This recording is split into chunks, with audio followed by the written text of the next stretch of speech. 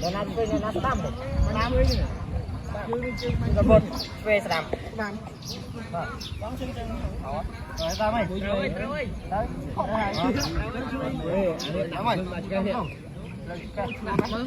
Trọng tay chứ.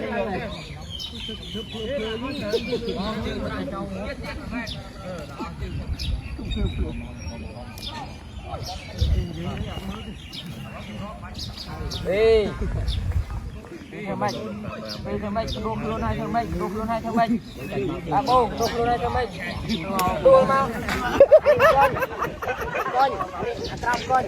con chiên à to là quay ăn tay bảo buồn à đặt nó có play luôn một năng play đi đặt tay can đi mà to play đi à đây đây play ấy ta à mấy thằng mày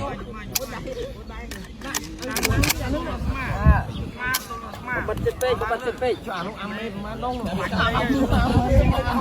ăn máu rồi mai chặt bánh bánh đi chị cái này ấy tầm rong xà lá này tầm rong kê đó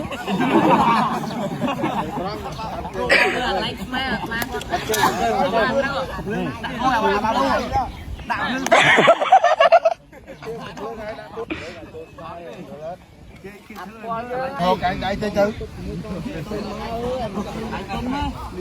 mấy canh lưng canh bông cái canh bông này không canh bông đây canh đó mơ đi cái đó cái nó bay nó ốc đó bay